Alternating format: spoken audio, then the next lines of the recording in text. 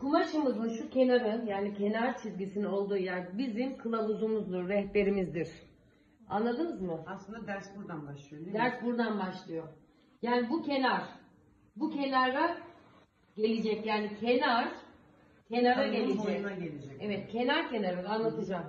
Bu masanın kenarına böyle yerleştirilecek. Yani kenara, masanın kenarına dediğimiz şey kumaşımızın şu kenarıyla şu kenarının denk gelmesidir. Şimdi, evet. Arkadan bana başka bir kumaş verir misiniz? Top halinde onun üzerine de anlatayım. Ver. Yani diyelim ki elimizde top bir kumaş var. Yani böyle aldık kumaşımızı, pazardan geldik, yıkadık, ettik. Bunu yerleştireceğiz. Siz şimdi genelde böyle yapıyorsunuz bak. Şu kenarı tutup böyle yapıyorsunuz. Böyle yapıyorsunuz ve yanlış oluyor. Bu kumaşın kenarı ya. Burası da eni ya. Bunun iki kenarının bu şekilde karşılıklı gelmesi gerekiyor. Uzun gelmesi gerekiyor şöyle ve şu kenara dediğimiz olay bu. Asla şu değil.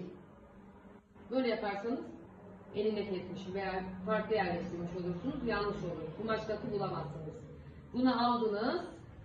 Tuttunuz kenarını. Eline getirdiniz. Diğer taraftaki yani geniş kenarın diğer tarafındaki kenarı alıyorsunuz. Kenara getiriyorsunuz. Bu kenara geliyor bakın. Bu da masanın kenarına verecek. Bu şekilde.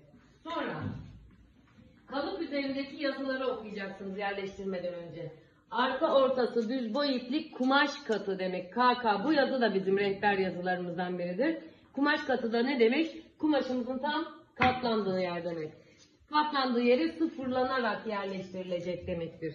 Burada şimdi kalıbı ters çevirdiğimiz için okunmuyor ama ön ortası düz boy iplik yazıyor. Düz boy iplik yazıyorsa da bu kenara yerleşecek demektir. Anlaşıldı mı burası?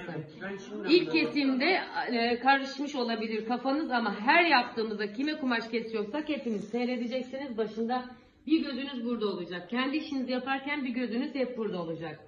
Normalde biz bunu şöyle dikiş payı vererek kesiyorduk biliyorsunuz. Rabia biraz uzun istediği için 12 santim boyunu uzattık. Şimdi 12 santim ne demek? 12'yi şöyle kenarına getirdim. Şuraya da getirdim. Buraya düz çizecek. Cetvelle burasını da ilk önce gelişine göre uzatacak. Bu sabun biraz kumaşını esnetiyor. Değiştirelim sabunu. Burasını böyle birleştirecek. Yani ucuna birleştirmeyin. Bu buradan fazla çizgiler çizeceğiniz değil mi hocam?